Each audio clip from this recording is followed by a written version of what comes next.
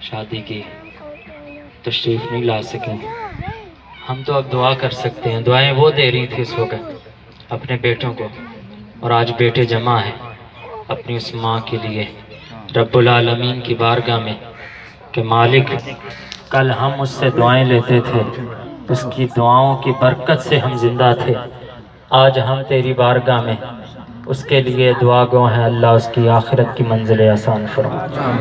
کیونکہ اولاد کا احسان جو ہے نا ماں باپ پہ، اللہ نے فرمایا نا وَقَضَىٰ رَبُّكَ أَلَّا تَعْبُدُوا إِلَّا إِيَّاهُ وَبِالْوَالِدَيْنِ إِحْسَانًا۔ رب فرماتے ہیں میں تمہیں صاف صاف حکم دے رہا ہوں، صاف صاف تمہیں بتا رہا ہوں۔ یا اللہ کیا فرمایا کہ عبادت میری کرنی ہے، میرے علاوہ کسی کی عبادت نہیں کرنی۔ یا اللہ عبادت تیری ہو گئی، اب کیا کرنا ہے؟ فرمایا عبادت میری کرنے کے بعد فوراً دوسرا کام یہ ہے وَبِالْوَالِدَيْنِ إِحْسَانًا، اپنے ماں باپ سے حسن سلوک کرنا ہے۔ کیا بات ہے، اپنے سبحان ماں اللہ۔ باپ سے حسن سلوک کرنا ہے، اور حسن سلوک کا ایک طریقہ میرے آقا نے ارشاد فرمایا کہ جب ماں باپ دنیا سے چلے جائیں، اولاد کا حق یہ ہے کہ وہ ان کے لیے دعائے استغفار کریں، دعائے بخشش کریں، کیونکہ میرے آقا نے فرمایا افضل الاعمال لا الہ الا اللہ و افضل الدعاء الاستغفار۔ سب سے بڑا عمل کیا ہے؟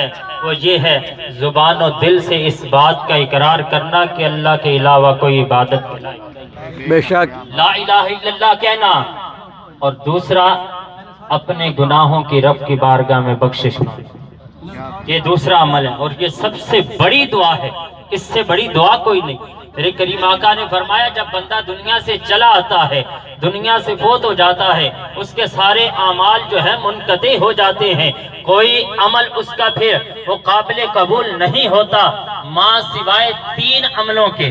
تین عمل ایسے ہیں کہ جس کی وجہ سے اس کا نامہ اعمال بڑھتا رہتا ہے، جس کی وجہ سے، جن اعمال کی وجہ سے رب کی بارگاہ میں اس کے درجات بڑھتے رہتے ہیں۔ میرے آقا نے فرمایا پہلا عمل یہ ہے کہ اس نے کوئی صدقہ جاریہ کیا، کوئی مسجد بنوائی ہو، کوئی مدرسہ بنوایا ہو، کوئی اپنے ہاتھ سے ایسا کام کر جائے کہ دنیا سے وہ چلا جائے، پیچھے سے وہ کام ہوتا رہے، اس کے لیے صدقہ جاریہ ہو جائے گا، اس کے نامہ اعمال میں اس کا ثواب لکھا جاتا رہے گا۔ پھر میرے آقا نے فرمایا دوسرا عمل یہ ہے کہ وہ کوئی نیک، اچھا، مفید، جس سے لوگوں کو فائدہ ہوتا ہو، وہ علم چھوڑ کے چلا جائے، کیا علم بات، چھوڑ جائے، علم نافع چھوڑ جائے۔ کیوں؟ کیونکہ جب کوئی بندہ علم نافع چھوڑ، علم نافع کیا ہے؟ وہ قرآن کا علم ہے، وہ حدیث کا علم ہے۔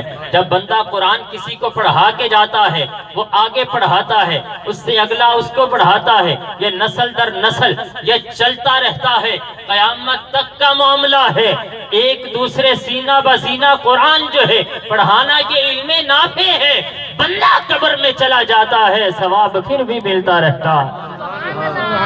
خیرکم من تعلم القرآن وعلمہ، تم میں سے بہتر وہ ہے جو قرآن خود سیکھتا ہے اور دوسروں کو سکھاتا ہے۔ کیا یہ علم بات، نافع ہے، اس کی وجہ سے بندے کے اعمال بڑھتے ہیں۔ اور تیسری میرے آقا نے بات فرمائی، میرے آقا نے فرمایا تیسری وجہ کہ جس کی وجہ سے انسان کے نامہ اعمال بڑھتے ہیں وہ ہے نیک اولاد، کیا بات، وہ ہے اچھی اولاد۔ اچھی اولاد کی ایک نشانی یہ ہوتی ہے کہ جب ماں باپ دنیا سے جاتے ہیں ان کو بھولتی نہیں ہے، ان کو تو درکنار ان کے جو رشتہ دار ہیں، ان کے جو دوست ہیں، ان کو نہیں بھولتی۔ کیوں؟ میرے آقا نے فرمایا باپ کے ساتھ حسن سلوک کا بہتر طریقہ یہ ہے کہ وہ اپنے باپ کے دوستوں کے ساتھ اچھا سلوک کرے، باپ کے دوستوں کے ساتھ اچھا سلوک۔ تم اچھی اولادیں نہیں بولتی۔ اور آج کیا ہو رہا ہے؟